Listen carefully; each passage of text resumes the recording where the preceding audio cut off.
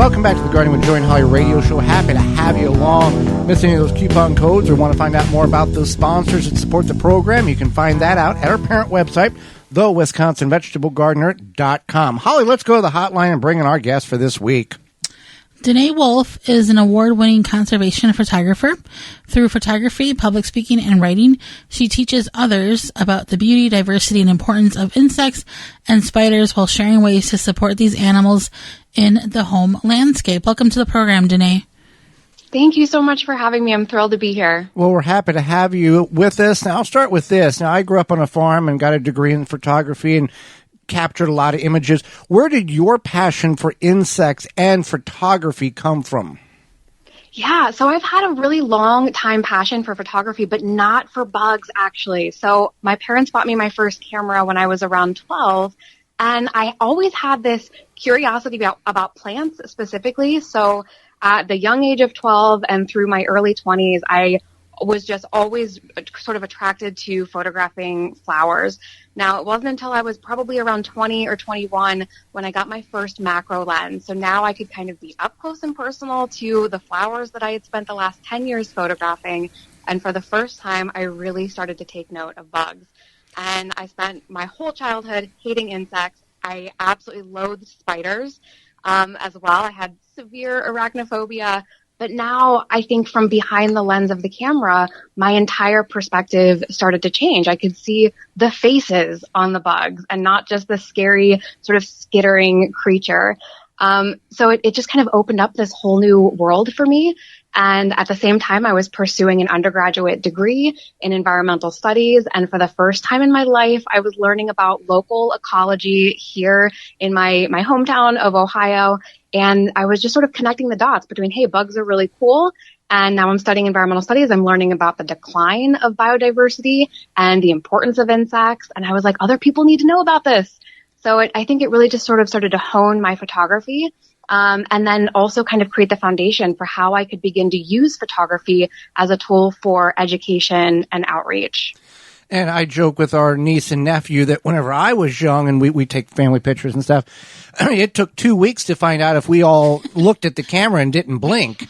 Right. And they just can't fathom this instantaneous, take a picture, look at it. You had to wait? What?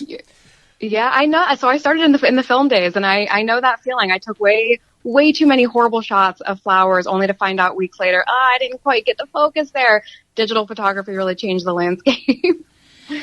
So, do you have a favorite insect or bug, or one that, you're like more, I guess, you find more interesting or drawn to photogenic, perhaps, or, just a general favorite?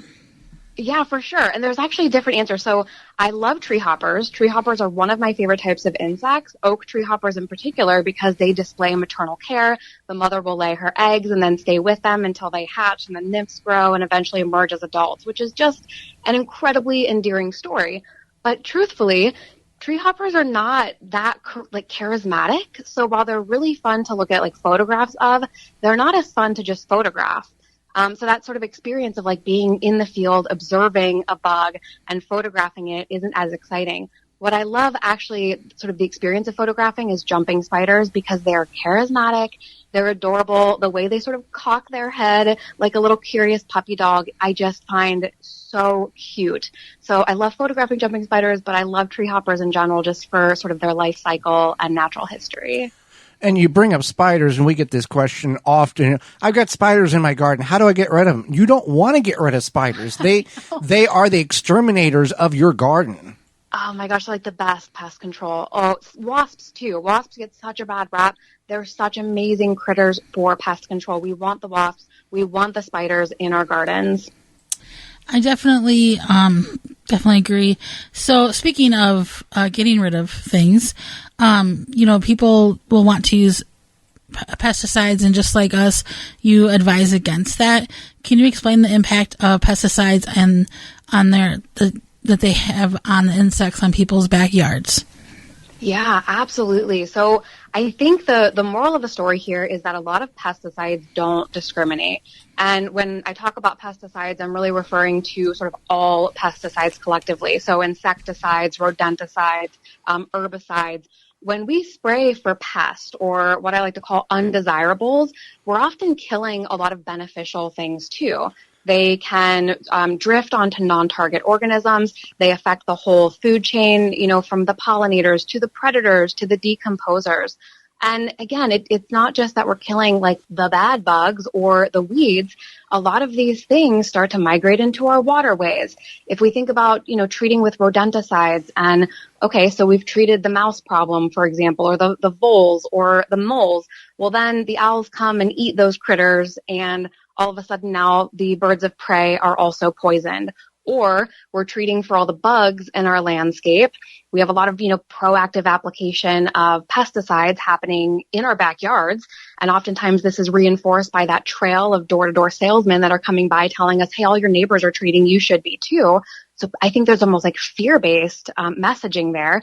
We treat for the bugs, we get rid of the bugs, and guess what? We're also impacting the birds, and birds are in massive decline. Fish, reptiles, amphibians, all these things that rely on the bugs as a critical food source are now also starting to decline. So there's an alternative, right? We can create better balance in our ecosystems. And that's really the goal here, is to create this balance of sort of predator-prey relationships that happens naturally instead of having to go out and use chemicals to treat these things and impact our own backyards and ecosystems in ways that we might not even fully understand. Yeah, and these people come by and they want to spray your yard, but you can't be on it for 48 hours. But it's not really harmful to you. Don't worry about it. Right, right. And I don't, and people are like, well, it's not that big of a deal. If you had one drop of oil, motor oil, in your glass of water, wouldn't that be a big deal to you? Same kind of concept. People are like, oh, big deal. Yeah, it's just a little bit here and there. Well, a little bit in a toxic matter can be exponentially damaging.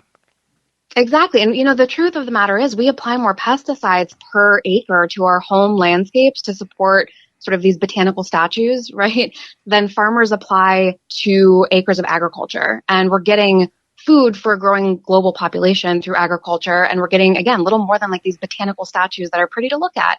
So a lot of this too is just about redefining, I think, what we see as beautiful. For me, connection is beauty. When I see the nibbled leaves in my landscape, I'm like, oh, yay, my plant said something. That's great. So we have a lot of just education to do. And yeah, education, because this is the way it's always been done. And, well, that's right. What we're going to do it. Yeah, that's not always necessarily the best answer. Just because you're afraid of change doesn't mean that change could be the right answer. Yep. So your website is, your brand is Chasing Bugs. What is that all about? Yeah, so the sort of moniker of Chasing Bugs came about because I've spent so much of my time literally chasing bugs through my garden to get a good photo of them, or other people's backyards or parks. But I think I was also chasing this idea that we can do something different, right? We don't have to follow these traditional methods of home landscape. We can chase this idea that the world can be different, that we can support insects and spiders and other, sort of historically undesirable critters in our home landscapes in ways that are going to help the planet. So it's really about, I think, the idea of approaching conservation with joy and wonder and awe, where a lot of conservation-based messaging tends to be really rooted in fear, right? We have these big scary terms like extinction and collapse and urgency. We need urgent action, and that can make people feel very, I think, disempowered. Like, what can I do as an individual? And what I tell people, like, start by just going into your backyard and observing, right? Look at the bugs, look at their faces, look at their behaviors, find joy and wonderment and awe in those small moments. And let that empower you to think and do differently. Now, I'm going to ask you, because we've all done this. We saw this bug and everything. You're trying to get a picture.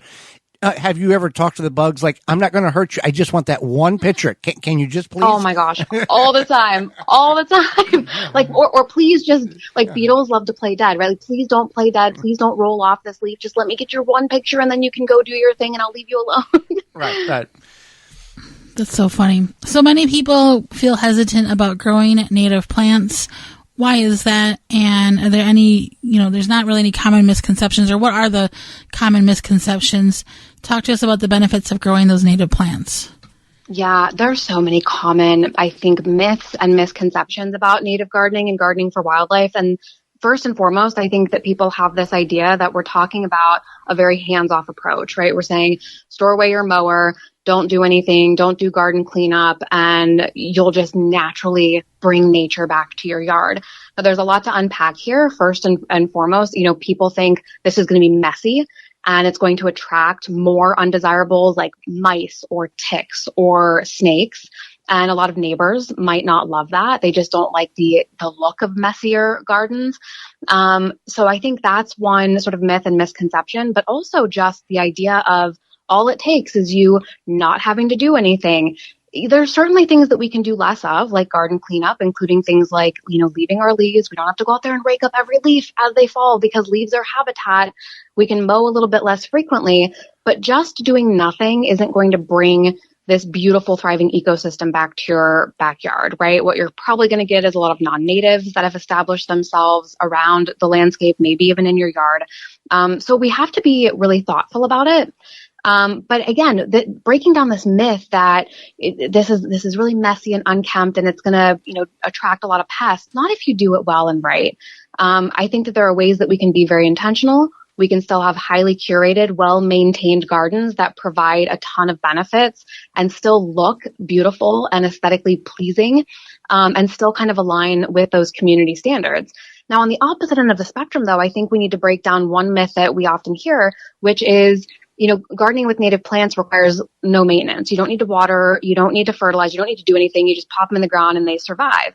That's not necessarily true. We want to put the right plant in the right place, and then we can, once established, obviously reduce those inputs like watering. But you still have to be choosing the right plants and putting them in the right place to get to that point where there's not going to, be a requirement of a ton of inputs. So yeah, lots of myths abound, but a lot of this really just comes down to we're really restoring ecosystem function.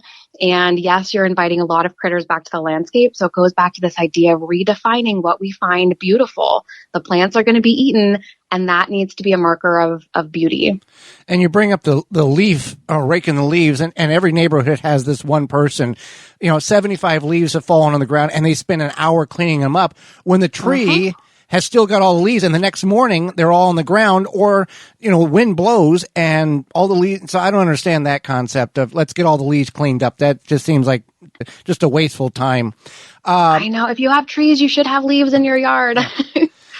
So I'll ask you this. What are some simple things that people can do to attract pollinators and support them? I'm going to guess like the default answer is plant more flowers, but what other additional things can someone do?